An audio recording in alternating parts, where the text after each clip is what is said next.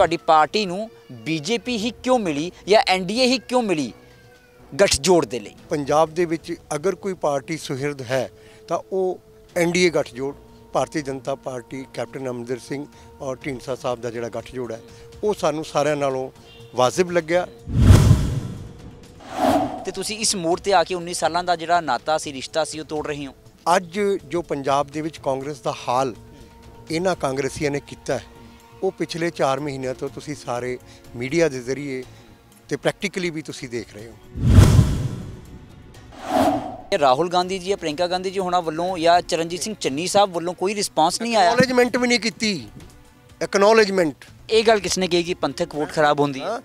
इन्हां दे नाल United Sikh movement और भाई जसवीर सिंह रोडे जी का ग्रुप, ये सारा ग्रुप इन्हां दे नाल है, जिहदे करके सानू पंथ विरोधी समझा गया और सानू ये कहा गया कि इन्हां नाल प्रेस कॉन्फ्रेंस नहीं करनी है। जो एमएलए ने दिल्ली एमएलए की वर्शन सी और डायरैक्ट मैनू ये गल कही गई कि एडी वड्डी साडा समुंदर है और साडे समुंदर दे विच किश्ती उतारन लई टैक्स तो लगेगा ना। हर बार कहने हो, हर जगह ते नारा दिन्ने हो इस एक मौका केजरीवाल नूं, एक मौका भगवंत मान नूं। मैं इन्हां नूं सवाल करदा कि यार एक मौके की क्यों गल करदे हो, असीं तुहानूं 3 मौके दिते आ। मैं तो यह कहूँगा लिखना इन्होंने नारा चाहिए कि सानू चौथा मौका दो, असीं तुहानूं फेर भंडांगे इवें ही, तुहाडे जिहड़े सुपने आ उन्होंने रोलांगे असीं इवें ही। पंजाब या पंजाबियों के लिए या पंजाबीयत के लिए सब तो चंगी पार्टी तुसीं किस नूं मनदे? BJP Bharatiya Janata party NDA captain Amarinder Singh और ढींडसा साहब का जिहड़ा गठजोड़ है, इस गठजोड़ नूं मजबूत करने की लोड़ है।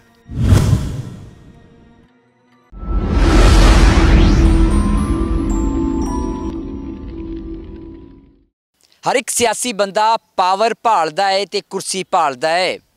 शायद ही कोई अजिहा सियासी बंदा या सियासी पार्टी होवे जो डुबदे जहाज़ दे विच चढ़दी होवे। तुसीं देख रहे हो द खबरसार ते मैं हां तुहाडे नाल ठाकुर अमनदीप सिंह। जे गल बीजेपी की करिए तां पंजाब दे विच बीजेपी नूं भी एक डुबदे जहाज़ के तौर पर देखा जा रहा है, क्योंकि बीजेपी तां पंजाब दे विच कोई बहुता वजूद नहीं। खास करके किसान अंदोलन तो बाद बीजेपी नूं पंजाब च सिर्फ लांतां ही पै रही ने, पर कोई शख्स ते एक पार्टी अजिही भी है जो इस डुबदे जहाज़ दे विच जाके सवार हुई है, अपना सुनहरी भविख देखती हुई। गलबात करांगे, उस पार्टी का नाम है सहजतारी सिख पार्टी, तो उस पार्टी के नैशनल प्रेजिडेंट इस वेले साडे नाल मौजूद ने। गलबात करांगे, लेकिन सब तो पहला स्वागत करांगे डॉक्टर परमजीत सिंह राणू जी का। डॉक्टर साहब बहुत स्वागत है तुहाडा साडे चैनल ते। सत श्री अकाल जी सारिਆਂ ਨੂੰ। सत श्री अकाल सर। सच जिवें असीं शुरुआत की है, बीजेपी पंजाब दे विच एक डुबदे जहाज़ की तरह है, तो एसएसपी नूं यानी तुहाडी पार्टी नूं बीजेपी ही क्यों मिली या एनडीए ही क्यों मिली गठजोड़ दे लई? देखो, अज जो पंजाब का राजनीतिक माहौल है ये बहुत ही अस्थिर और पोल्यूटेड गंदला हो चुका है, और ये जिहड़ी रिस्पॉन्सिबिलिटी होंदी है एक पोलीटिकल पार्टी की या लीडर्स की, वो रिस्पॉन्सिबिलिटी किसी पासे नज़र नहीं आ रही। पंजाब एक बॉर्डर सूबा है जिथे असी यह जिहा रिस्क नहीं लै सकते कि कोई इररिस्पॉन्सिबल गैर जिम्मेवार व्यक्तियों के हत्थ दे विच इस पंजाब की बागडोर दी जाए। और उहदे लई असी महसूस किया कि पंजाब दे विच अगर कोई पार्टी सुहिरद है तो वो एनडीए गठजोड़ भारतीय जनता पार्टी कैप्टन अमरिंदर सिंह और ढींडसा साहब का जिहड़ा गठजोड़ है वो सानू सारिਆਂ नालों वाजिब लग्या, ठीक लग्या, इस करके असी उन्होंने समर्थन किया। लेकिन डॉक्टर साहब जिथे तक मैनू नॉलेज है 19 साल तो तुसी कांग्रेस के नाल जुड़े हुए हो। 19 साल का नाता इस मोड़ पर आके, जिवें मैं पहला भी कहा कि बीजेपी का वजूद पंजाब बिल्कुल भी नज़र नहीं आ रहा, तो तुसी इस मोड़ पर आके 19 सालों का जिहड़ा नाता सी रिश्ता सी वो तोड़ रहे हो। देखो, 19 सालों तो असी कैप्टन अमरिंदर सिंह जी के नाल जुड़े हुए सी, कांग्रेस नाल जुड़े हुए सी और कांग्रेस की नीतियां तो प्रभावित सीगे, डॉक्टर मनमोहन सिंह जी के नाल जुड़े हुए सी। लेकिन अज जो पंजाब दे विच कांग्रेस का हाल इन्हां कांग्रेसियों ने किया है वो पिछले 4 महीनों तो तुसी सारे मीडिया के जरिए तो प्रैक्टिकली भी तुसी देख रहे हो। कांग्रेस पार्टी इस वेले एक दिशाहीन जहाज़ है जिहड़ा समुंदर दे विच पता नहीं किस पासे टकराएगा, ਔਰ ਆਪਸ ਦੇ ਵਿੱਚ ਇਹਨਾਂ ਦੀ ਖਿੱਚੋਤਾਣ ਜਿਹੜੀ ਹੈ ਰਾਜਨੀਤਿਕ ਤੌਰ ਤੇ ਇਹਨਾਂ ਦੀ ਲੜਾਈ ਜਿਹੜੀ ਆਪਸ 'ਚ ਚੱਲ ਰਹੀ ਹੈ ਉਹਦੇ ਕਰਕੇ ਅਸੀਂ ਇਹਨਾਂ ਤੋਂ ਡਰ ਗਏ ਹਾਂ। ਅਸੀਂ ਦਸੰਬਰ ਦੇ ਵਿੱਚ ਜਦੋਂ ਚੰਨੀ ਸਾਹਿਬ ਦੇ ਹੱਥ ਵਿੱਚ ਬਾਗਡੋਰ ਆਈ ਹੈ ਉਸ ਵੇਲੇ ਵੀ ਅਸੀਂ ਚੰਨੀ ਸਾਹਿਬ ਨੂੰ ਇਹ ਪੱਤਰ ਲਿਖਿਆ ਹੈਗਾ ਔਰ ਇਹਦੇ 'ਚ ਅਸੀਂ ਉਹਨਾਂ ਨੂੰ 13 ਤਰੀਕ ਨੂੰ ਦਸੰਬਰ ਨੂੰ ਪਹਿਲਾਂ ਵੀ ਉਹਨਾਂ ਨੂੰ ਈਮੇਲਾਂ ਕੱਢੀਆਂ ਨੇ, ਫੋਨਸ ਵੀ ਕੀਤੇ ਆ ਕਿ ਅਸੀਂ ਮਿਲਣਾ ਚਾਹੁੰਦੇ ਹਾਂ, ਅਸੀਂ ਤੁਹਾਨੂੰ ਵਧਾਈ ਵੀ ਦਿੰਦੇ ਹਾਂ ਕਿ ਤੁਸੀਂ ਅੱਛੇ ਨੇਕ ਇਨਸਾਨ ਹੋ, ਵਧੀਆ ਤਰੀਕੇ ਨਾਲ ਤੁਸੀਂ ਕੰਮ ਕਰ ਰਹੇ ਹੋ, ਅਸੀਂ ਤੁਹਾਡੇ ਤੋਂ ਪ੍ਰਭਾਵਿਤ ਵੀ ਹਾਂ। ਪਰ ਆ ਸਾਡੀਆਂ ਸਪੀਡ ਪੋਸਟ ਦੀਆਂ ਚਿੱਠੀਆਂ ਦੀਆਂ ਰਸੀਦਾਂ ਵੀ ਨੇ ਜਿਹਦੇ 'ਚ ਅਸੀਂ ਉਹਨਾਂ ਨੂੰ ਇੱਕ ਉਹਨਾਂ ਦੇ ਦਫ਼ਤਰ, ਇੱਕ ਉਹਨਾਂ ਦੇ ਸਰਕਾਰੀ ਰਿਹਾਇਸ਼, ਇੱਕ ਉਹਨਾਂ ਦੇ ਪ੍ਰਾਈਵੇਟ ਰਿਹਾਇਸ਼ ਖਰੜ ਨੂੰ ਵੀ ਚਿੱਠੀਆਂ ਪਾਈਆਂ। ਚਿੱਠੀਆਂ ਉਹਨਾਂ ਨੂੰ ਮਿਲ ਵੀ ਗਈਆਂ, ਪੜ੍ਹ ਵੀ ਲਈਆਂ, ਮੇਲਾਂ ਵੀ ਦੇਖ ਲਈਆਂ, WhatsApp 'ਤੇ ਮੈਸੇਜ ਵੀ ਦੇਖ ਲਏ, ਪਰ ਸਾਨੂੰ ਉਹਨਾਂ ਨੇ ਸਮਾਂ ਨਹੀਂ ਦਿੱਤਾ ਕਿਉਂਕਿ ਪਤਾ ਲੱਗਾ ਕਿ ਉਹ ਸਾਨੂੰ ਕੈਪਟਨ ਅਮਰਿੰਦਰ ਸਿੰਘ ਜੀ ਦੀ B ਟੀਮ ਸਮਝ ਕੇ ਟੈਗ ਕਰਦੇ ਰਹੇ ਨੇ। ਈਵਨ ਉਹਨਾਂ ਨੇ ਜਦੋਂ ਸਰਹੱਦ ਤੇ ਬਾਰਡਰਸ BSF ਦਾ ਜਿਹੜਾ ਜਦੋਂ ਹੱਦ ਵਧਾਈ ਗਈ ਸੀ ਸਰਬ ਪਾਰਟੀ ਮੀਟਿੰਗ ਬੁਲਾਈ ਜਿੱਥੇ ਉਹਨਾਂ ਨੇ ਸੰਯੁਕਤ ਸ਼੍ਰੋਮਣੀ ਅਕਾਲੀ ਦਲ ਨੂੰ ਵੀ ਇਨਵਾਈਟ ਕੀਤਾ ਜਿਹੜਾ ਕਿ ਹੁਣੀ ਰਜਿਸਟਰਡ ਹੋਇਆ ਹੈਗਾ। ਸਾਡੀ ਪਾਰਟੀ ਤਾਂ 19 ਸਾਲਾਂ ਤੋਂ ਕਾਂਗਰਸ ਦੇ ਨਾਲ ਸੀ ਔਰ ਸਾਨੂੰ ਉਹਨਾਂ ਨੇ ਇਨਵਾਈਟ ਵੀ ਨਹੀਂ ਕੀਤਾ। ਅਸੀਂ ਉਹਨਾਂ 'ਤੇ ਪ੍ਰੋਟੈਸਟ ਵੀ ਕੀਤਾ, ਮੇਰੇ ਮੀਡੀਆ 'ਚ ਖਬਰਾਂ ਵੀ ਆਈਆਂ ਵੀ ਇਹ ਆਲ ਪਾਰਟੀ ਮੀਟਿੰਗ ਨਹੀਂ ਸੀ ਬਿਕੋਜ਼ ਅਸੀਂ ਰਜਿਸਟਰਡ ਪੋਲੀਟੀਕਲ ਪਾਰਟੀ ਹਾਂ, ਸੂਬੇ ਦੇ ਵਿੱਚ ਇੰਡੀਅਨ ਨੈਸ਼ਨਲ ਕਾਂਗਰਸ ਨੂੰ ਸਪੋਰਟ ਕਰਦੇ ਆਏ ਹਾਂ। ਜੇ ਕੋਈ ਸਾਨੂੰ ਕਹੇ ਕਿ ਅਸੀਂ ਕੈਪਟਨ ਸਾਹਿਬ ਦੀ ਇਕੱਲੀ ਸਪੋਰਟ ਕਰਦੇ ਸੀ, ਬਿਲਕੁਲ ਗਲਤ ਹੋਏਗਾ ਕਿਉਂਕਿ UPA ਦੀ ਸਰਕਾਰ 2008 ਦੇ ਵਿੱਚ ਬਚਾਉਣ ਦੇ ਵਿੱਚ ਇੱਕ ਵੋਟ ਦੇ ਨਾਲ ਮੈਂਬਰ ਪਾਰਲੀਮੈਂਟ ਸੁਖਦੇਵ ਸਿੰਘ ਲਿਬੜਾ ਜੀ ਨੂੰ ਪਾਰਲੀਮੈਂਟ ਦੇ ਵਿੱਚ ਚੁੱਕ ਕੇ ਲੈ ਕੇ ਜਾਣਾ ਔਰ ਐਬਸਟੇਨ ਕਰਾ ਕੇ ਡਾਕਟਰ ਮਨਮੋਹਨ ਸਿੰਘ ਜੀ ਦੀ ਸਰਕਾਰ ਨੂੰ ਬਚਾਉਣ ਦੇ ਵਿੱਚ ਤੁਹਾਡੇ ਸਾਹਮਣੇ ਬੈਠੇ ਇਸ ਸ਼ਖਸ, ਇਸ ਪਾਰਟੀ ਦਾ ਰੋਲ ਰਿਹਾ ਹੈਗਾ ਔਰ ਉਹਦਾ ਖਮਿਆਜਾ ਅਸੀਂ ਅਕਾਲੀ ਦਲ ਤੋਂ ਭੁਗਤਿਆ ਹੈਗਾ। ਸੋ ਅਸੀਂ ਤਾਂ ਇੰਡੀਅਨ ਨੈਸ਼ਨਲ ਕਾਂਗਰਸ ਦੀ ਸਪੋਰਟ ਕੀਤੀ ਸੀ ਔਰ ਅਸੀਂ ਮਹਾਰਾਸ਼ਟਰ ਦੇ ਵਿੱਚ, ਹਰਿਆਣੇ ਦੇ ਵਿੱਚ, ਹਿਮਾਚਲ ਦੇ ਵਿੱਚ, ਦਿੱਲੀ ਦੇ ਵਿੱਚ ਹਰ ਜਗ੍ਹਾ ਤੇ ਉੱਥੇ ਕਿਹੜਾ ਕੈਪਟਨ ਅਮਰਿੰਦਰ ਸਿੰਘ ਜੀ ਦੀ ਸਪੋਰਟ ਕਰਦੇ ਸੀ, ਪਰ ਸਾਨੂੰ ਇੱਕ ਟੈਗ ਕਰ ਦਿੱਤਾ ਗਿਆ। ਉਸ ਕਰਕੇ ਅਸੀਂ ਥੋੜਾ ਪਿੱਛੇ ਹਟ ਗਏ। ਫਿਰ ਅਸੀਂ ਸੋਚਿਆ ਕਿ ਚਲੋ ਕਰਨੀ ਤਾਂ ਇੰਡੀਅਨ ਨੈਸ਼ਨਲ ਕਾਂਗਰਸ ਦੀ ਸਪੋਰਟ ਹੈ। ਅਸੀਂ ਦਿੱਲੀ ਇਹਨਾਂ ਦੇ ਨੈਸ਼ਨਲ ਪ੍ਰੈਜ਼ੀਡੈਂਟ ਰਾਹੁਲ ਗਾਂਧੀ ਜੀ ਨੂੰ ਲੈਟਰਸ ਵੀ ਪਾਈਆਂ, ਪ੍ਰਿੰਕਾ ਜੀ ਨੂੰ ਪਾਈਆਂ, ਹਰੀਸ਼ ਚੌਧਰੀ ਜੀ ਨੂੰ ਪਾਈਆਂ, ਅਜੇ ਮਾਕਨ ਜੀ ਨੂੰ ਵੀ ਪਾਈ ਹੈ, ਸੂਰਜੇਵਾਲਾ ਜੀ ਦੇ ਵੀ ਧਿਆਨ 'ਚ ਲਿਆਂਦੀ ਗੱਲ।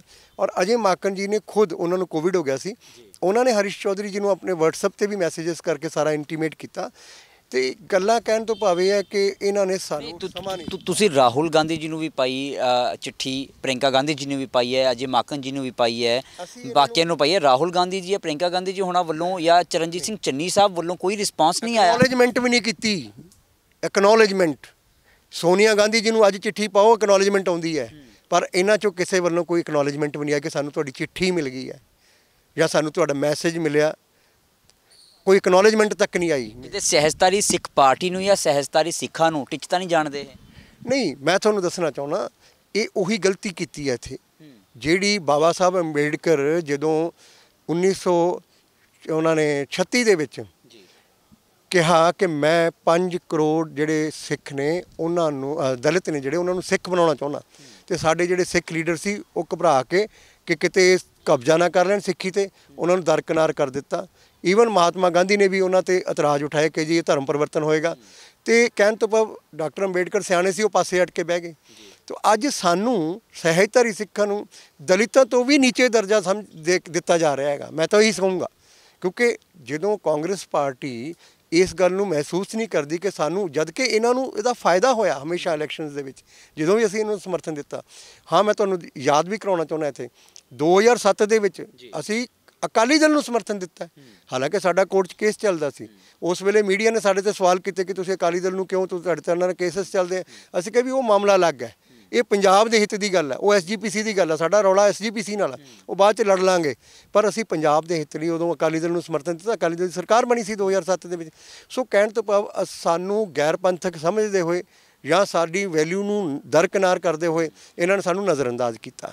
ਸੋ ਮੈਂ ਕਾਂਗਰਸ ਦਾ ਚੈਪਟਰ ਜਿਹੜਾ ਹੈ ਇਸ ਕਰਕੇ ਤੁਹਾਡੀ ਨੋਟਿਸ 'ਚ ਲਿਆਂਦਾ ਕਿ ਜਦੋਂ ਕਾਂਗਰਸ ਆਪਸ 'ਚ ਫਟ ਗਈ ਤਾਂ ਇਹ ਇੱਕ ਦੂਸਰੇ ਨਾਲ ਅਟੈਕ ਕਰਨ ਲੱਗ ਗਏ। ਹੁਣ ਜੇ ਅਸੀਂ ਚੰਨੀ ਸਾਹਿਬ ਕੋਲ ਜਾਂਦੇ ਹਾਂ ਤਾਂ ਸਿੱਧੂ ਸਾਹਿਬ ਦੇ ਸਮਰਥਕ ਜਾਂ ਸਿੱਧੂ ਸਾਹਿਬ ਦੀ ਲੌਬੀ ਹੈ ਜਿਹੜੀ ਉਹ ਸਾਨੂੰ ਚੰਨੀ ਸਾਹਿਬ ਦੇ ਸਮਰਥਕ ਸਮਝੇਗੀ। ਅਸੀਂ ਸਿੱਧੂ ਸਾਹਿਬ ਨਾਲ ਜਾਂਦੇ ਹਾਂ ਤਾਂ ਚੰਨੀ ਸਾਹਿਬ ਦੇ ਜਿਹੜੇ ਸਮਰਥਕ ਨੇ ਜਾਂ ਉਹਨਾਂ ਦੀ ਲੌਬੀ ਹੈ ਉਹ ਸਾਨੂੰ ਸਿੱਧੂ ਸਾਹਿਬ ਦੇ ਸਮਰਥਕ ਸਮਝਣਗੇ।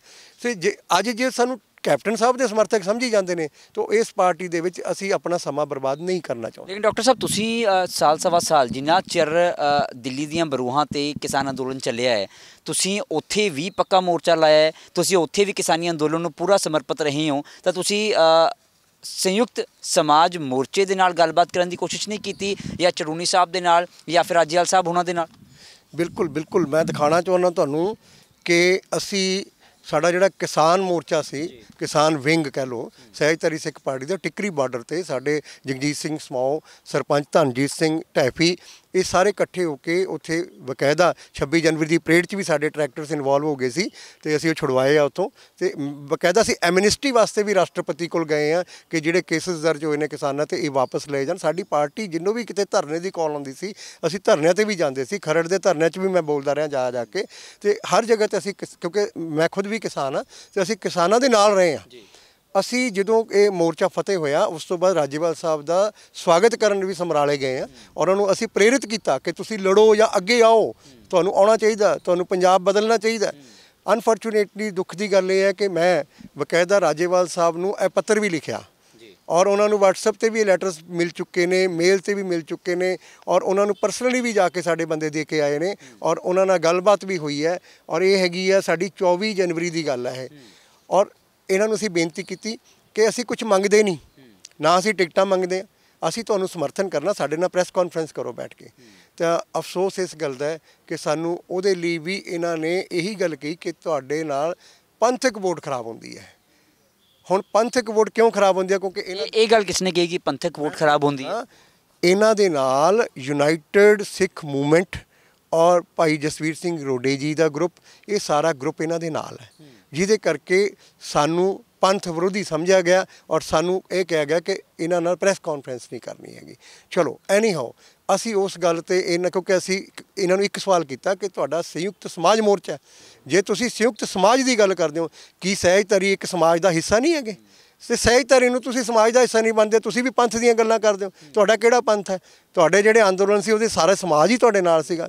ਸੋ ਅਸੀਂ ਇਹਨਾਂ ਨਾਲ ਬਹਿਸ 'ਚ ਨਹੀਂ ਪਏ ਕਿਉਂਕਿ ਅਸੀਂ ਇਹਨਾਂ ਨਾਲ ਕੋਈ ਲੜਨਾ ਨਹੀਂ, ਅਸੀਂ ਇਹਨਾਂ ਦਾ ਸਤਿਕਾਰ ਕਰਦੇ ਹਾਂ। ਅਸੀਂ ਆਪਣਾ ਕਿਨਾਰਾ ਕਰਕੇ ਪਾਸੇ ਹੋ ਗਏ, ਸਾਡੀ ਇਹਨਾਂ ਨਾਲ ਗੱਲ ਨਹੀਂ ਬਣੀ। ਲੇਕਿਨ ਤੁਹਾਡੀ ਗੱਲ ਬੜੀ ਵਾਜਬ ਹੈ ਵੀ ਪੰਥ ਨੂੰ ਖਤਰਾ ਕੀ, ਨਾਲੇ ਸੰਯੁਕਤ ਸਮਾਜ ਜਦੋਂ ਬਣਾਇਆ ਤਾਂ ਸਾਰਾ ਸਮਾਜ ਇਕੱਠਾ ਹੋ ਗਿਆ ਨਾ, ਸਾਰੇ ਸਮਾਜ ਦੀ ਗੱਲ ਹੋ ਰਹੀ ਹੈ। ਮੈਂ ਇਹ ਜ਼ਰੂਰ ਚਾਹਾਂਗਾ ਇੱਕ ਵਾਰ ਸਰ, ਸਹਿਜਧਾਰੀ ਸਿੱਖ ਹੁੰਦੇ ਕੀ ਨੇ?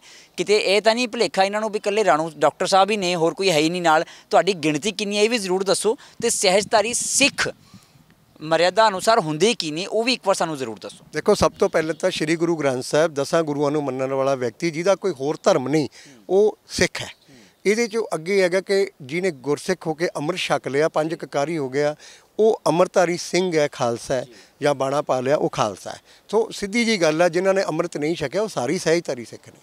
ਸੋ ਸਿੱਖ ਇਹ ਜਿਹੜੀ ਸਾਡੀ ਮਰਦਮਸ਼ੁਮਾਰੀ ਹੋਈ ਸੀ 2011 ਦੇ ਵਿੱਚ ਕੇਂਦਰ ਸਰਕਾਰ ਦੀ, ਉਹਦੇ ਅਨੁਕੂਲ 2.25 ਕਰੋੜ ਸਿੱਖ ਆਬਾਦੀ ਸੀ ਪੰਜਾਬ ਦੀ, ਜਿਹਦੇ 'ਚ SGPC ਸਿਰਫ 55 ਲੱਖ ਸਿੱਖ ਇਹਨਾਂ ਨੂੰ ਲੱਭੇ ਸੀ ਵੋਟਰ, ਜਿਹਦੇ 'ਚੋਂ 2.25 ਕਰੋੜ ਜਿਹੜਾ 1 ਕਰੋੜ 20 ਲੱਖ ਸਿੱਖ ਜਿਹੜੇ ਨੇ ਉਹ ਜੰਮੇ ਸਿੱਖ ਪਰਿਵਾਰਾਂ 'ਚ ਕਹਿੰਦੇ ਆਪਣੇ ਆਪ ਨੂੰ ਸਿੱਖ ਨੇ, ਉਹ ਸਹਿਜਧਾਰੀ ਸਿੱਖ ਨੇ। ਉਹਨਾਂ ਨੂੰ ਇਹ ਸਿੱਖ ਨਹੀਂ ਮੰਨਦੇ ਜਿਹੜੇ ਅਕਾਲੀ ਦਲ ਜਾਂ SGPC ਆ।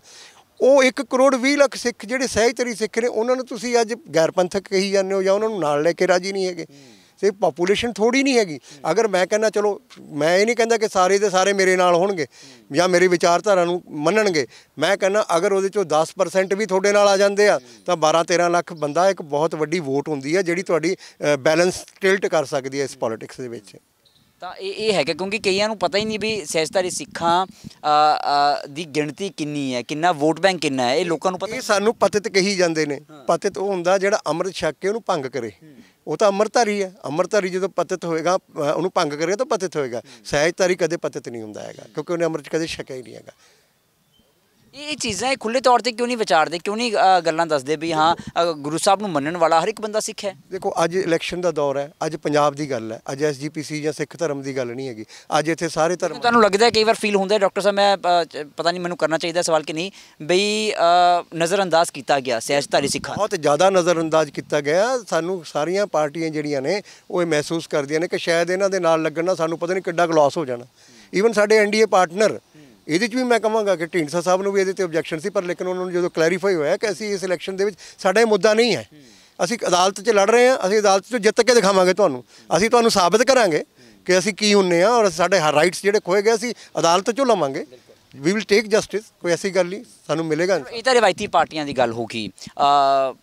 BJP ਨਾਲ ਤੁਸੀਂ ਜੁੜ ਚੁੱਕੇ ਹੋ, ਚਲੋ ਕਾਂਗਰਸ ਤੋਂ ਤੁਸੀਂ ਅਲੱਗ ਹੋਏ ਹੋ, ਕਿਸਾਨਾਂ ਨਾਲ ਤੁਸੀਂ ਗੱਲ ਕਰਕੇ ਦੇਖ ਲਈ ਤਾਂ ਇੱਕ ਪਾਰਟੀ ਹੋਰ ਵੀ ਨਵੀਂ ਹੈਗੀ ਹੈ ਤਾਂ ਚਲੋ 17 ਚ ਵੀ ਉਹਨੇ 20 MLA ਬਣਾਏ ਸੀ।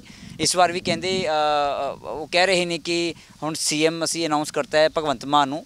ਤੇ ਆਮ ਆਦਮੀ ਪਾਰਟੀ ਨਾਲ ਤੁਸੀਂ ਗੱਲ ਕਰਕੇ ਕਿਉਂ ਨਹੀਂ ਦੇਖੀ? ਆਮ ਆਦਮੀ ਪਾਰਟੀ ਨਾਲ ਵੀ ਟਰਾਈ ਕਰਨਾ ਸੀ। ਉਹ ਤਾਂ ਆਪਣੇ ਆਪ ਨੂੰ ਇਕਲੌਤੀ ਇਨਕਲਾਬੀ ਪਾਰਟੀ, ਇਕਲੌਤੀ ਭ੍ਰਿਸ਼ਟਾਚਾਰ ਮੁਕਤ ਪਾਰਟੀ ਕਹਿੰਦੇ ਨੇ। ਸਾਡੀ ਗੱਲ ਹੋਈ ਸੀ ਜਦੋਂ ਕਾਂਗਰਸ ਡਿਵਾਈਡ ਹੋਈ ਹੈ ਕੈਪਟਨ ਸਾਹਿਬ ਦੇ ਜਾਣ ਤੋਂ ਬਾਅਦ, ਤਾਂ ਸਾਡੀ ਪਹਿਲਾਂ ਗੱਲ ਆਮ ਆਦਮੀ ਪਾਰਟੀ ਨਾਲ ਹੀ ਹੋਈ ਸੀ, ਕਿਉਂਕਿ ਉਸ ਟਾਈਮ ਤੇ ਕਿਸਾਨਾਂ ਦਾ ਕੋਈ ਮਨ ਨਹੀਂ ਸੀਗਾ ਮੋਰਚਾ, ਸਾਂਝਾ ਮੋਰਚਾ ਬਣਾਉਣ ਦਾ। ਉਸ ਵੇਲੇ ਅਸੀਂ ਭਗਵੰਤ ਮਾਨ ਜੀ ਨੂੰ ਉਹਨਾਂ ਦੇ ਦਫ਼ਤਰ 'ਚ ਜਾ ਕੇ ਜਸਟਿਸ ਜੋਰਾ ਸਿੰਘ ਜੀ ਦੇ ਨਾਲ ਮੈਂ ਉਹਨਾਂ ਨੂੰ ਮਿਲ ਕੇ ਆਇਆ, ਔਰ ਉਹਨਾਂ ਨੇ ਮੈਨੂੰ ਉਸ ਵੇਲੇ ਕਿਹਾ ਕਿ ਰਾਣੂ ਜੀ ਮੈਂ ਤੁਹਾਨੂੰ ਜਾਣਦਾ, ਮੈਂ ਤੁਹਾਡੇ ਬਾਰੇ ਪਾਰਲੀਮੈਂਟ 'ਚ ਵੀ ਬੋਲਿਆ ਹੈਗਾ। ਤੇ ਬੇਸ਼ੱਕ ਉਹ ਸਾਈਡ ਟਰੈਕ ਹੋ ਗਏ ਸੀ ਬੋਲਦੇ ਬੋਲਦੇ, ਮੈਂ ਉਹਨਾਂ ਨੂੰ ਭਾਸ਼ਣ ਲਿਖ ਕੇ ਵੀ ਦੇ ਕੇ ਆਇਆ ਸੀ ਉੱਥੇ। ਉਹ ਭਾਸ਼ਣ ਪੜ੍ਹਿਆ ਗਿਆ? ਨਹੀਂ, ਉਹ ਪੂਰਾ ਨਹੀਂ ਪੜ੍ਹਿਆ ਗਿਆ, ਉਹ ਕੁਝ ਹੋਰ ਲਾਈਨ 'ਤੇ ਚੱਲ ਪਏ ਸੀ ਉੱਥੇ। ਤੇ ਚਲੋ ਐਨੀ ਹਾਓ ਉਹਨਾਂ ਨੇ ਸਾਡੀ ਸਪੋਰਟ ਤਾਂ ਜ਼ਰੂਰ ਕੀਤੀ, ਇੱਕ ਵਾਰ ਆਵਾਜ਼ ਤਾਂ ਬੁਲੰਦ ਕੀਤੀ, ਚਾਹੇ ਉਹ ਮਤਲਬ ਪੋਜ਼ੀਟਿਵਲੀ ਨਹੀਂ ਉਸ ਹੱਦ ਤੱਕ ਪਹੁੰਚ ਸਕੀ। ਬਟ ਮੈਂ ਉਹਨਾਂ ਨੂੰ ਕਿਹਾ, ਮੈਂ ਕਿਹਾ ਜੀ ਤੁਸੀਂ ਖੁਦ ਸਹਿਜਧਾਰੀ ਹੋ, ਤੁਹਾਨੂੰ ਤਾਂ ਇਹ ਬਹੁਤ ਵੱਡੀ ਸਪੋਰਟ ਮਿਲੇਗੀ, ਅਸੀਂ ਕਾਂਗਰਸ ਨਾਲ ਨਹੀਂ ਜਾਣਾ ਚਾਹੁੰਦੇ ਹੈਗੇ। ਤੇ ਉਹਨਾਂ ਨੇ ਮੇਰਾ ਕਾਰਡ ਫੜ ਕੇ ਆਪਣੀ ਜੇਬ 'ਚ ਪਾਇਆ, ਮੈਂ ਤੁਹਾਨੂੰ ਕਾਲ ਕਰੂੰਗਾ, ਤੂੰ ਫਿਕਰ ਨਾ ਕਰੋ, ਬਿਲਕੁਲ ਅਸੀਂ ਤੁਹਾਡੇ ਨਾਲ, ਤੁਸੀਂ ਸਾਡੇ ਨਾਲ ਹੋ, ਆਪਾਂ ਇੱਕ ਹੈ, ਉਹਨੂੰ ਆਪਾਂ ਲੜਾਂਗੇ, ਆਪਾਂ ਕਰਾਂਗੇ। ਫਿਰ ਮੇਰੇ ਨਾਲ ਕੋਈ ਸੰਪਰਕ ਨਹੀਂ ਉਹਨਾਂ ਨੇ, ਕਾਲ ਨਹੀਂ ਆਈ ਨਾ। ਉਲਟਾ ਮੈਂ ਉਹਨਾਂ ਦੇ ਜਿਹੜੇ PA ਨੇ ਮਨਜੀਤ ਸਿੰਘ ਸਿੱਧੂ, ਉਹਨਾਂ ਨੂੰ ਬਾਰ-ਬਾਰ ਫੋਨ ਕਰਕੇ ਕਰਦਾ ਰਿਹਾ ਕਿ ਮੇਰੇ ਪਾਰਟੀ ਦੇ 30 ਕੈਂਡੀਡੇਟ ਖੜੇ ਹੋਏ ਆ, ਅਸੀਂ ਉਹਨਾਂ ਨੂੰ ਵਿਡਰਾਅ ਕਰਨਾ, ਤੁਹਾਡੀ ਫੇਵਰ 'ਚ ਵਿਡਰਾਅ ਕਰਨਾ, ਅਸੀਂ ਨਹੀਂ ਲੜਨਾ ਚਾਹੁੰਦੇ। ਇਲੈਕਸ਼ਨ ਦਾ ਮਾਹੌਲ ਹੈ, ਮਾਹੌਲ ਬੜਾ ਪੋਲਿਊਟਡ ਹੋ ਚੁੱਕਾ ਹੈ ਪੰਜਾਬ ਦਾ, ਅਸੀਂ ਵੋਟਾਂ ਡਿਵਾਈਡ ਨਹੀਂ ਕਰਨੀਆਂ ਚਾਹੁੰਦੇ, ਅਸੀਂ ਪੰਜਾਬ ਲਈ ਲੜਨਾ, ਅਸੀਂ ਤੁਹਾਨੂੰ ਸਮਰਥਨ ਦੇਣਾ, ਤੁਹਾਡੇ ਲਈ ਇੱਕ ਵੱਡੀ ਗੱਲ ਹੋਏਗੀ, ਤੁਸੀਂ ਇਹਨੂੰ ਐਨਕੈਸ਼ ਕਰੋ, ਅਸੀਂ ਤੁਹਾਡੇ ਨਾਲ, ਅਸੀਂ ਕੁਝ ਵੀ ਨਹੀਂ ਮੰਗ ਰਹੇ, ਨਾ ਅਸੀਂ ਟਿਕਟ ਮੰਗ ਰਹੇ ਹਾਂ ਤੁਹਾਡੇ ਕੋਲ। ਵੱਡੀ ਗੱਲ ਤਾਂ ਇਹ ਹੁੰਦੀ ਹੈ, ਮਤਲਬ ਤੁਸੀਂ ਅਨਕੰਡੀਸ਼ਨਲ ਸਮਰਥਨ ਦੇ ਰਹੇ ਸੀ। ਅਨਕੰਡੀਸ਼ਨਲ ਅਸੀਂ ਕੈਂਡੀਡੇਟਸ ਇਹਨਾਂ ਦੀ ਫੇਵਰ 'ਚ ਵਿਡਰਾਅ ਕਰਕੇ ਇਹਨਾਂ ਨੂੰ ਅਸੀਂ ਹਾਈਪ ਦੇਣਾ ਚਾਹੁੰਦੇ ਸੀ ਵੀ ਲੋਕ ਇਹਨਾਂ ਦੇ ਨਾਲ ਜੁੜਨ ਔਰ ਇਹਨਾਂ ਨੂੰ ਪਸੰਦ ਕਰਨ, ਪਰ ਸਾਡੀ ਕੋਈ ਗੱਲ ਨਹੀਂ ਬਣੀ। ਈਵਨ ਇਹਨਾਂ ਦੇ ਇੱਕ MLA ਅਜੇ ਦੱਤ ਜੀ, ਉਹ ਦਿੱਲੀ ਤੋਂ ਆਏ ਤੇ ਉਹਨਾਂ ਨੇ ਆ ਕੇ ਮੇਰੇ ਨਾਲ ਸੰਪਰਕ ਕੀਤਾ। ਮੇਰੇ ਇੱਕ ਦੋਸਤ ਸੀ ਲੁਧਿਆਣੇ, ਉਹਨਾਂ ਦੇ ਘਰ ਅਸੀਂ ਬੈਠੇ ਰਹੇ ਹਾਂ, ਅਸੀਂ ਲੰਚ ਵੀ ਕੀਤਾ ਤੇ ਉੱਥੇ ਸਾਰੀ ਗੱਲਬਾਤ ਹੋਈ। ਤੇ ਆਖਰ ਮਸਲਾ ਕਿੱਥੇ ਆ ਕੇ ਅੜਿਆ, ਆਖੇ ਜੀ ਹਮਾਰਾ ਤਾਂ ਸਮੁੰਦਰ ਹੈ, किश्ती उतारनी है, आपकी किश्ती छोटी है तो टैक्स तो देना पड़ेगा। ये गल किहने कही? मैं तुहानूं दस रहा, अज जो MLA ने दिल्ली MLA की वर्शन सी और डायरैक्ट मैनू ये गल कही गई कि एडी वड्डी साडा समुंदर है और साडे समुंदर दे विच किश्ती उतारन लई टैक्स तो लगेगा ना। हो सकता है भी कईयां नूं ये गल हजम ना होवे, खास करके आम आदमी पार्टी के सपोर्टरां नूं। ते एक बार तुसी देसी भाषा च मैं कहांगा समझाओ भी समुंदर किस चीज़ नूं कहा गया है ते टैक्स की की गल हुई है? हंकार की गल हुई है, सीधी जी गल कहना पंजाबी च, जे समझ सकते हो तो समझ लो मेरी गल नूं कि इन्ना क हंकार आ गया कि इन्हां नूं साडी कोई वैल्यू की लोड़ नहीं है। साडी अगर असीं इन्हां नाल जुड़ना तो इन्हां नूं भाल आ साडे तो कि तुसीं सानूं दिन्ने की हो। आखे मैं तेरे घर आऊँगा तो तू मैनू देंगा कि, तू मेरे घर आएगा तो मेरे घर ले आएगा कि, ये गल उत्थे है। साफ जी गल है। असी उन्होंने कहा कि साडे कोल सिर्फ वोट्स ने, सपोर्ट ते वोट है, साडे कोल होर टैक्स नहीं हैगा, क्योंकि साडे कोल आमदन नहीं हैगी, असी टैक्स नहीं दे सकते। बस साडे फिर गल नहीं बनी, टुट गई तड़क करके टुट गई गल बन। 2014 ਦੇ ਵਿੱਚ ਅਸੀਂ ਉਦੋਂ ਵੀ ਇਹਨਾਂ ਨੂੰ ਸਮਰਥਨ ਕੀਤਾ, ਉਦੋਂ ਵੀ ਇਹਨਾਂ ਨਾਲ ਅਖੰਡ ਕੀਰਤਨੀ ਜੱਥਾ ਆ ਗਿਆ ਸੀਗਾ, ਨਾਲ ਇਹਨਾਂ ਦੇ ਜੁੜ ਗਏ ਸੀ, ਮੈਂ ਸਤਿਕਾਰ ਕਰਦਾ ਉਹਨਾਂ ਦਾ, ਪਰ ਲੇਕਿਨ ਉਦੋਂ ਵੀ ਪੰਥ ਦੇ ਇਸ਼ੂ ਤੇ ਹੀ ਸਾਨੂੰ ਇਹਨਾਂ ਨੇ ਛੱਡਤਾ ਸੀਗਾ। ਉਸ ਟਾਈਮ ਵੀ ਅਸੀਂ ਫਿਰ ਵੀ ਇਹਨਾਂ ਨੂੰ ਅਨਕੰਡੀਸ਼ਨਲ ਸਪੋਰਟ ਦਿੱਤੀ ਸੀਗੀ 14 'ਚ। ਹੁਣ ਇੱਕ ਪੁਆਇੰਟ ਹੋਰ ਕਹਿਣਾ ਜੀ, ਹਰ ਵਾਰ ਕਹਿੰਦੇ ਹੋ, ਹਰ ਜਗ੍ਹਾ ਤੇ ਨਾਰਾ ਦਿੰਦੇ ਹੋ ਇਸ ਇੱਕ ਮੌਕਾ ਕੇਜਰੀਵਾਲ ਨੂੰ, ਇੱਕ ਮੌਕਾ ਭਗਵੰਤ ਮਾਨ ਨੂੰ। ਮੈਂ ਇਹਨਾਂ ਨੂੰ ਸਵਾਲ ਕਰਦਾ ਕਿ ਯਾਰ ਇੱਕ ਮੌਕੇ ਦੀ ਕਿਉਂ ਗੱਲ ਕਰਦੇ ਹੋ? ਅਸੀਂ ਤੁਹਾਨੂੰ 3 ਮੌਕੇ ਦਿੱਤੇ ਆ। 14 'ਚ ਸਾਰੇ ਇੰਡੀਆ 'ਚੋਂ ਕੋਈ MP ਨਹੀਂ ਸੀ ਜਿੱਤਿਆ, 4 MP ਪੰਜਾਬੀਆਂ ਨੇ ਜਿਤਾ ਕੇ ਤੁਹਾਨੂੰ ਦਿੱਤੇ ਸੀ। ਸਾਡੇ NRI ਵੀਰਾਂ ਨੇ ਤੁਹਾਡੇ ਲਈ ਖੂਨ ਡੋਲਤਾ ਸੀ 14 'ਚ। 4 MPਆਂ 'ਚੋਂ ਫਿਰ ਕਿੰਨੇ ਰਹਿ ਗਏ? 3 ਨਾ 1, 3 ਚਲੇ ਗਏ। ਅੱਛਾ, ਉਸ ਤੋਂ ਬਾਅਦ ਇਹ ਫਸਟ ਮੌਕਾ ਸੀ। ਸੈਕੰਡ ਮੌਕਾ 2017 'ਚ ਸਾਨੂੰ ਮੌਕਾ ਦਿਓ ਜੀ, ਸਾਨੂੰ ਮੌਕਾ ਦਿਓ। ਮੌਕਾ ਦਿੱਤਾ ਪੰਜਾਬੀਆਂ ਨੇ, ਔਰ ਉਸ ਮੌਕੇ ਦੇ ਵਿੱਚ ਤੁਸੀਂ 20 MLA ਦਿੱਤੇ ਪੰਜਾਬ ਨੇ। ਓਪੋਜੀਸ਼ਨ ਤੁਹਾਡੀ ਬਣ ਗਈ, ਲੀਡਰ ਆਫ ਓਪੋਜੀਸ਼ਨ ਭੱਜ ਗਏ ਤੁਹਾਡੇ, ਕੁਛ ਤੁਹਾਨੂੰ ਛੱਡ ਗਏ, ਕਿਸੇ ਨੇ ਕਹੀ ਹੁਣ ਤੁਸੀਂ ਕੱਢਤਾ। ਠੀਕ ਹੈ, ਕਿੰਨੇ ਰਹਿ ਗਏ? 8 ਕਿ 10 ਟੋਟਲ। ਤੇ ਇਹ ਸੈਕੰਡ ਮੌਕਾ ਤੁਹਾਨੂੰ ਦਿੱਤਾ ਸੀਗਾ। ਤੇ ਥਰਡ ਮੌਕਾ ਜਦੋਂ ਆਇਆ ਉਦੋਂ ਫੇਰ ਪੰਜਾਬ ਨੇ ਭਗਵੰਤ ਮਾਨ ਦੀ ਲਾਜ ਰੱਖਦੇ ਹੋਏ ਇੱਕ MP ਤਾਂ ਫੇਰ ਵੀ ਦਿੱਤਾ ਤੁਹਾਨੂੰ, ਤਾਂ ਕਿ ਪਾਰਲੀਮੈਂਟ 'ਚ ਤੁਹਾਡੇ ਕੋਲ ਇੱਕ ਆਵਾਜ਼ ਤਾਂ ਹੋਵੇ। ਇਹ ਤੀਜਾ ਮੌਕਾ ਤੁਹਾਨੂੰ ਫੇਰ ਮਿਲਿਆ, ਪਰ ਤੁਹਾਨੂੰ ਸਮਝਾਇਆ ਲੋਕਾਂ ਨੇ ਕਿ ਅਸੀਂ ਤੁਹਾਡੇ ਬਾਕੀ ਦੇ ਜਿਹੜੇ ਆ ਜ਼ੀਰੋ ਆ, ਤੁਹਾਡੇ ਆਲ ਓਵਰ ਇੰਡੀਆ 'ਚ ਤੁਹਾਨੂੰ ਕੋਈ ਮੌਕਾ ਨਹੀਂ ਦਿੰਦਾ, ਪੰਜਾਬੀ ਹੀ ਦਿੰਦੇ ਆ। ਹੁਣ ਅਸੀਂ ਪੰਜਾਬੀ ਇੰਨੇ ਬੇਵਕੂਫ ਤਾਂ ਹੈ ਨਹੀਂਗੇ ਕਿ ਤੁਹਾਨੂੰ ਹਰ ਵਾਰੀ ਮੌਕਾ ਹੀ ਦੇਈ ਜਾਈਏ। ਹੁਣ ਫੇਰ ਚੌਥਾ ਮੌਕਾ ਦੇ ਦਿਓ ਜੀ ਸਾਨੂੰ। ਇਹ ਪਹਿਲਾ ਮੌਕਾ ਨਾ ਕਹੋ, ਇੱਕ ਮੌਕਾ ਨਾ ਕਹੋ, ਇਹਨਾਂ ਕੋਲ ਵੀ ਸਾਨੂੰ ਚੌਥਾ ਮੌਕਾ ਦਿਓ। ਮੈਂ ਤਾਂ ਇਹ ਕਹੂੰਗਾ ਲਿਖਣਾ ਇਹਨਾਂ ਨੂੰ ਨਾਅਰਾ ਚਾਹੀਦਾ ਕਿ ਸਾਨੂੰ ਚੌਥਾ ਮੌਕਾ ਦਿਓ, ਅਸੀਂ ਤੁਹਾਨੂੰ ਫੇਰ ਭੰਡਾਂਗੇ ਐਵੇਂ ਹੀ, ਤੁਹਾਡੇ ਜਿਹੜੇ ਸੁਪਨੇ ਆ ਉਹਨਾਂ ਨੂੰ ਰੋਲਾਂਗੇ ਅਸੀਂ ਐਵੇਂ ਹੀ। ਸੋ ਪਲੀਜ਼ ਮੇਰੀ ਗੱਲ ਨਾਲ ਗੁੱਸਾ ਨਾ ਕਰਿਓ, ਠੀਕ ਹੈ ਨਾ, ਪਰ ਲੇਕਿਨ ਮੈਂ ਸੱਚਾਈ ਦੱਸ ਰਿਹਾ ਕਿ ਇਹ ਸੱਚਾਈ ਇਹੀ ਹੈ। ਨਹੀਂ ਹੋ ਸਕਦਾ ਸੋਸ਼ਲ ਮੀਡੀਆ ਵਾਲੀ ਟੀਮ ਗੁੱਸਾ ਕਰ ਜਾਵੇ, ਥੱਲੇ ਫਿਰ ਗਾਲਾਂ ਹੀ ਗਾਲਾਂ ਆਣ, ਹੋਰ ਤਾਂ ਕੁਝ ਹੈ ਨਹੀਂ ਜੀ, ਮਾਵਾਂ ਭੈਣਾਂ ਦੀਆਂ ਗਾਲਾਂ ਹੀ ਕੱਢਦੇ ਆ। ਉਹ ਵੈਲਕਮ ਹੈ, ਉਹ ਵੈਲਕਮ ਹੈ। ਤੇ ਲੇਕਿਨ ਵੈਸੇ ਅੱਛਾ ਡਾਕਟਰ ਸਾਹਿਬ, ਤੁਸੀਂ ਜਿਹੜਾ ਹੁਣ ਗੱਲ ਛਿੜੀ ਹੈ 2014 ਦੀ, 17 ਦੀ ਤੇ 19 ਦੀ, ਇੱਕ ਸਵਾਲ ਹੈ ਵੀ 14 'ਚ ਹੋਏ ਲੋਕ ਸਭਾ ਦੇ ਇਲੈਕਸ਼ਨ 4 ਇਹਨਾਂ ਦੇ ਕੈਂਡੀਡੇਟ ਜਿੱਤੇ, ਉਸ ਤੋਂ ਬਾਅਦ 19 'ਚ ਹੋਏ ਇਹਨਾਂ ਦਾ ਸਿਰਫ ਇੱਕ ਨਹੀਂ, 19 'ਚ ਲੋਕ ਸਭਾ ਦੇ 19 'ਚ ਹੋਏ ਤੇ ਉਹਨਾਂ ਦਾ ਇੱਕ ਜਿੱਤਿਆ। ਤੇ ਹੁਣ ਆਓ ਵਿਧਾਨ ਸਭਾ ਦੇ 17 'ਚ 20 ਸੀਗੇ, ਤੇ ਜੇ ਆਪਾਂ ਲੋਕ ਸਭਾ ਵਾਲਾ ਅੰਦਾਜ਼ਾ ਲਾ ਲਈਏ 4 ਤੋਂ 1 ਰਹਿ ਗਿਆ ਹੈ, ਤੇ ਇਸ ਵਾਰ 20 ਤੋਂ ਵਧਣਗੇ ਘਟਣਗੇ? ਦੇਖੋ ਜਿਹੜੀ ਸੋਸ਼ਲ ਮੀਡੀਆ ਹਾਈਪ ਹੈ, ਸੋਸ਼ਲ ਮੀਡੀਆ ਹਾਈਪ ਹੈ ਜਾਂ ਕੁਝ ਲੋਕਾਂ ਕੋਲ ਨਾ ਬਦਲ ਹੈ ਨਹੀਂਗਾ।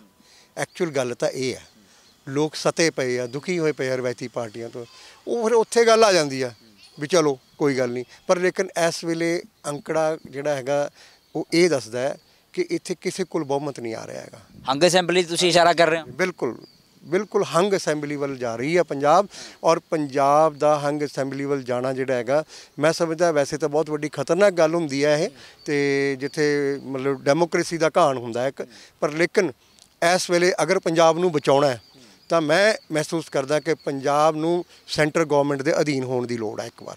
ਤੁਸੀਂ ਬਹੁਤ ਵੱਡਾ ਬਿਆਨ ਦੇ ਰਹੇ ਹੋ, ਕਿਉਂਕਿ ਇਸ ਵੇਲੇ ਪੰਜਾਬ ਦੇ ਵਿੱਚ ਕਈ ਐਸੇ ਚਿਹਰੇ ਨੇ, ਕਈ ਆਪਣੇ ਆਪ ਨੂੰ ਐਸੇ ਲੀਡਰ ਕਹਿੰਦੇ ਨੇ ਜੋ ਕਹਿੰਦੇ ਨੇ ਕੇਂਦਰ ਸਰਕਾਰ BJP ਜਾਂ ਫਿਰ ਨਰਿੰਦਰ ਮੋਦੀ ਹਿੰਦੁਸਤਾਨ ਜੋ RSS ਦਾ ਏਜੰਡਾ ਹੈ ਉਸ ਉੱਤੇ ਕੰਮ ਕਰ ਰਹੀ ਹੈ, ਤੇ ਤੁਸੀਂ ਕਹਿ ਰਹੇ ਹੋ ਵੀ ਪੰਜਾਬ ਨੂੰ ਬਚਾ ਹੀ ਸਿਰਫ ਕੇਂਦਰ ਸਰਕਾਰ ਸਕਦੀ ਹੈ। ਦੇਖੋ ਇਹ ਤਾਂ ਇੱਕ ਪੋਲੀਟੀਕਲ ਗਿਮਿਕ ਹੈ।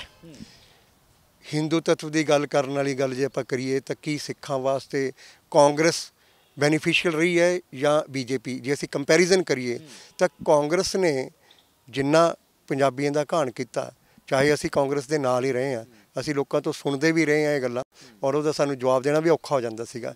ਪਰ ਜਿਹੜੇ ਮਸਲੇ ਪੰਜਾਬੀਆਂ ਦੇ ਇਹਨਾਂ ਨੇ BJP ਨੇ ਹੱਲ ਕੀਤੇ ਨੇ। 84 ਦੇ ਦੰਗਿਆਂ ਦੇ ਜਿਹੜੇ ਦੋਸ਼ੀ ਸੀ ਉਹਨਾਂ ਨੂੰ ਸਲਾਖਾਂ ਪਿੱਛੇ ਕਿਹਨੇ ਸੁੱਟਿਆ? ਹੋਰ ਵੀ ਸਾਡੇ ਮਸਲੇ ਸੀ। ਹਾਂ ਇਹ ਜ਼ਰੂਰ ਹੈ ਕਿ ਜਿਹੜਾ ਸਾਡਾ ਸਹਿਜਧਾਰੀ ਸਿੱਖਾਂ ਦਾ ਮੁੱਦਾ ਜਿਹਦੇ ਅਸੀਂ ਲੜ ਰਹੇ ਹਾਂ, ਅਸੀਂ BJP ਨਾਲ ਵੀ ਲੜ ਰਹੇ ਹਾਂ, ਅਕਾਲੀ ਦਲ ਨਾਲ ਵੀ ਲੜ ਰਹੇ ਹਾਂ, SGPC ਨਾਲ ਵੀ ਲੜ ਰਹੇ ਹਾਂ, ਉਹ ਤਾਂ ਇਹਨਾਂ ਨੇ ਅੰਡਰ ਪ੍ਰੈਸ਼ਰ ਕੀਤਾ। ਭਾਰਤੀ ਜਨਤਾ ਪਾਰਟੀ ਨੇ ਪਾਰਲੀਮੈਂਟ ਦੇ ਵਿੱਚ ਅੰਡਰ ਪ੍ਰੈਸ਼ਰ ਹੋ ਕੇ ਅਕਾਲੀ ਦਲ ਦੇ ਹੀ ਇਹ ਕੀਤਾ ਹੈਗਾ। ਉਹ ਉਹਨਾਂ ਨੂੰ ਸਮਝਾਤਾ ਅਸੀਂ, ਠੀਕ ਹੈ ਨਾ। ਉਹ ਅੱਗੋਂ ਪਾਰਲੀਮੈਂਟ 'ਚ ਦੁਬਾਰਾ ਕੋਰਟ ਦੇ ਥਰੂ ਆਏਗਾ ਤੇ ਉੱਥੇ ਸਾਡੀ ਸੁਣਵਾਈ ਹੋਗੀ, ਸਾਨੂੰ ਤਾਂ ਸੁਣਿਆ ਹੀ ਨਹੀਂ ਗਿਆ, ਇੱਕ ਤਰਫਾ ਸੀ। ਸੋ ਮੇਰਾ ਕਹਿਣ ਤੋਂ ਭਾਵ ਇਹ ਹੈ ਬੈਟਰ ਦੈਨ ਕਾਂਗਰਸ ਤਾਂ ਇਹ ਹੈ ਹੀ ਹੈ। ਨੰਬਰ 2 ਜਿਹੜੀ ਮੈਂ ਤੁਹਾਨੂੰ ਅੱਗੇ ਗੱਲ ਦੱਸ ਕੇ ਹਟਿਆ ਕਿ ਪੰਜਾਬ ਇੱਕ ਬਾਰਡਰ ਸਟੇਟ ਹੈ। ਇੱਥੇ ਅਸੀਂ ਉਸ ਬੰਦੇ ਨੂੰ ਜ਼ਿੰਮੇਵਾਰੀ ਨਹੀਂ ਦੇ ਸਕਦੇ ਜਿਹੜਾ ਰਾਤ ਨੂੰ ਦਾਰੂ ਪੀ ਕੇ ਸੌਂ ਜਾਵੇ ਤੇ ਸਵੇਰ ਨੂੰ ਕਿਤੇ ਪਤਾ ਲੱਗੇ ਕਿ ਰਾਤ ਅਟੈਕ ਹੋ ਗਿਆ ਤੇ ਉਹ ਉੱਠਿਆ ਹੀ ਨਹੀਂ। ਇੱਥੇ ਸਾਨੂੰ ਚੌਕੀਦਾਰ ਦੀ ਲੋੜ ਹੈ, ਸਾਨੂੰ ਰਾਤ ਨੂੰ ਸੌਣ ਵਾਲੇ ਬੰਦੇ ਦੀ ਲੋੜ ਨਹੀਂ ਹੈਗੀ। It's A border state. ਤੁਸੀਂ ਦੇਖੋ ਸਾਡੀ ਸਟੇਟ ਇੱਕ ਐਸੀ ਸਟੇਟ ਆ ਆਲ ਓਵਰ ਇੰਡੀਆ ਜਿੱਥੇ ਵੈਪਨ ਦਾ ਲਾਇਸੈਂਸ ਜਿਹੜਾ ਸੀਗਾ ਉਹਦੇ 'ਤੇ ਸਾਨੂੰ 3 ਹਥਿਆਰ ਮਿਲਦੇ ਸੀਗੇ। ਕਿਸੇ ਹੋਰ ਸਾਡੀ ਇੰਡੀਆ ਦੇ ਵਿੱਚ ਕਿਤੇ ਵੀ ਤੁਸੀਂ ਪਤਾ ਕਰ ਲਓ, ਇੱਕ ਵੈਪਨ ਮਿਲਦਾ, ਇੱਕ ਲਾਇਸੈਂਸ ਤੇ ਇੱਕ ਵੈਪਨ ਇਸ਼ੂ ਹੁੰਦਾ। ਸਾਡੇ 3 ਵੈਪਨ ਕਿਉਂ ਇਸ਼ੂ ਹੁੰਦੇ ਸੀਗੇ? ਕਿਉਂਕਿ ਬਾਰਡਰ ਸਟੇਟ ਹੈ। ਇੱਥੇ ਅਸੀਂ ਪ੍ਰਾਈਵੇਟ ਡਿਫੈਂਸ ਵੀ ਹਾਂ, ਕੱਲ ਨੂੰ ਕੋਈ ਗੱਲ ਹੋ ਜਾਵੇ ਅਸੀਂ ਖੁਦ ਵੀ ਡਿਫੈਂਸ ਕਰ ਸਕਦੇ ਹਾਂ ਇੱਥੇ।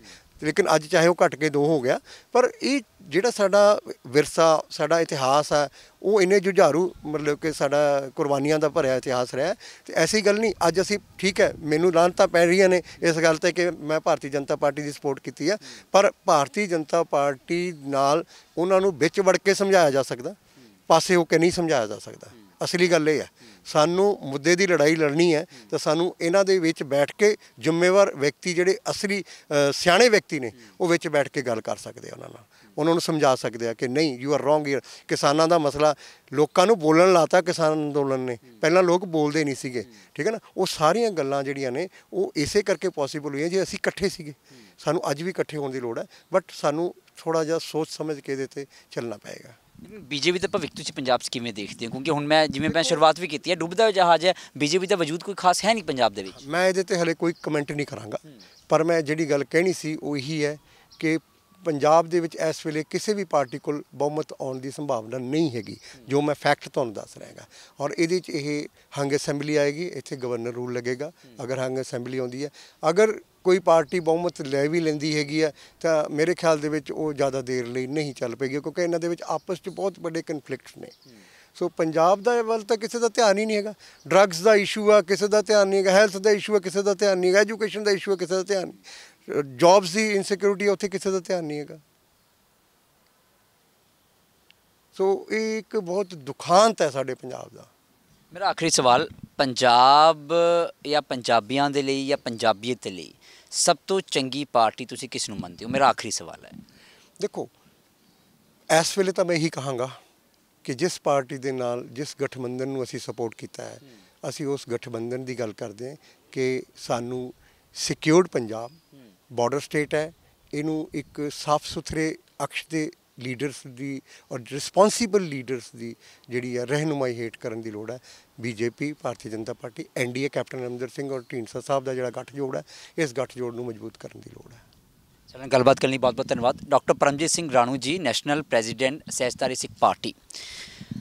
ਵੱਡਾ ਸਵਾਲ ਹੈ ਕਿ ਹੰਗ ਅਸੈਂਬਲੀ ਵੱਲ ਵੀ ਇਸ਼ਾਰਾ ਕੀਤਾ ਡਾਕਟਰ ਸਾਹਿਬ ਨੇ, ਪਰ ਹੰਗ ਅਸੈਂਬਲੀ ਬਣੇਗੀ ਜਾਂ ਫਿਰ ਕਿਸੇ ਨੂੰ ਬਹੁਮਤ ਮਿਲੇਗਾ ਜਾਂ ਨਹੀਂ ਮਿਲੇਗਾ, ਇਹ ਸਮਾਂ ਦੱਸੇਗਾ। ਪਰ ਗੱਲ ਤੇ ਕੁਝ ਤੱਥ ਇਸ ਗੱਲ ਵੱਲ ਇਸ਼ਾਰਾ ਕਰਦੇ ਨੇ, ਜਿਵੇਂ ਛੋਟੇ ਸਾਹਿਬਜ਼ਾਦਿਆਂ ਦੀ ਯਾਦ ਦੇ ਵਿੱਚ ਵੀਰ ਬਾਲ ਦਿਵਸ ਦਾ ਜੋ ਐਲਾਨ ਕੀਤਾ ਗਿਆ ਹੈ, ਉਹ ਕੇਂਦਰ ਸਰਕਾਰ ਨੇ ਕੀਤਾ ਹੈ ਜਾਂ ਕਹਿ ਲਓ ਬੀਜੇਪੀ ਸਰਕਾਰ ਨੇ ਕੀਤਾ ਹੈ। ਕਾਲੀ ਸੂਚੀ ਖਤਮ ਕੀਤੀ ਹੈ ਬੀਜੇਪੀ ਸਰਕਾਰ ਨੇ ਕੀਤੀ ਹੈ।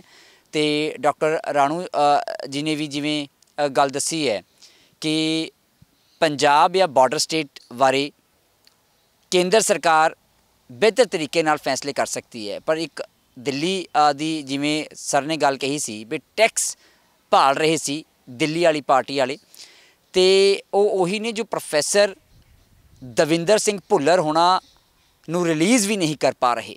7 ਮੈਂਬਰੀ ਕਮੇਟੀ ਹੈ, 5 ਮੈਂਬਰ ਉਹਨਾਂ ਦੇ ਨੇ, ਪਰ ਰਿਲੀਜ਼ ਨਹੀਂ ਹੋ ਰਹੇ। ਚੇਅਰਮੈਨ ਵੀ ਜੇਲ੍ਹ ਮੰਤਰੀ ਹੈ ਦਿੱਲੀ ਸਰਕਾਰ ਦਾ। ਤਿਹਾੜ ਜੇਲ੍ਹ ਵਿੱਚ ਬੰਦ ਜਥੇਦਾਰ ਜਗਤਾਰ ਸਿੰਘ ਹਵਾਰਾ ਹੋਣਾ ਦੀ ਸਿਹਤ ਜਦੋਂ ਖਰਾਬ ਹੋਈ, ਉਹ ਇੱਕ ਹਸਪਤਾਲ ਦੇ ਵਿੱਚ ਦਿੱਲੀ 'ਚ ਦਾਖਲ ਹੋਏ ਅਤੇ ਉਹਨਾਂ ਨੂੰ ਨਿੱਜ ਕਿਰਿਆ ਕਰਨ ਲਈ ਜੋ ਬਾਥਰੂਮ ਸੀ ਉਹ ਵੀ ਗੰਦਾ, ਉਹਨਾਂ ਨੂੰ ਆਪਣੇ ਕਮਰੇ ਵਿੱਚ ਹੀ ਕਿਰਿਆ ਕਰਨੀ ਪਈ। ਇਹ ਹਾਲਾਤ ਨੇ। ਅਤੇ ਹੁਣ ਕੌਣ ਆਪਣਾ ਹੈ ਕੌਣ ਪਰਾਇਆ, ਲੋਕ ਬਿਹਤਰ ਨਾਲ ਜਾਣਦੇ ਨੇ। ਬਾਕੀ ਕਾਂਗਰਸ ਵਾਲੇ ਵੀ ਆਪਣਾ ਜ਼ੋਰ ਲਾ ਰਹੇ ਨੇ, ਕਿਸਾਨ ਰਾਜੇਵਾਲ ਸਾਹਿਬ ਉਹਨਾਂ ਦੀ ਪਾਰਟੀ ਸੰਯੁਕਤ ਸਮਾਜ ਮੋਰਚਾ ਆਪਣਾ ਜ਼ੋਰ ਲਾ ਰਿਹਾ ਹੈ, ਆਮ ਆਦਮੀ ਪਾਰਟੀ ਆਪਣਾ ਜ਼ੋਰ ਲਾ ਰਹੀ ਹੈ। ਹੁਣ ਇਹ ਲੋਕ ਦੇਖਣਗੇ ਕਿ ਆਖਰ ਉਹਨਾਂ ਨੂੰ ਆਪਣਾ ਸੁਨਹਿਰੀ ਭਵਿੱਖ ਕਿਸ ਪਾਰਟੀ ਦੇ ਵਿੱਚ ਦਿਖਦਾ ਹੈ। ਕੈਮਰਾ ਪਰਸਨ ਮਨੋਜ ਦੇ ਨਾਲ ਠਾਕੁਰ ਅਮਨਦੀਪ ਸਿੰਘ, ਦ ਖਬਰਸਾਰ, ਮੋਹਾਲੀ।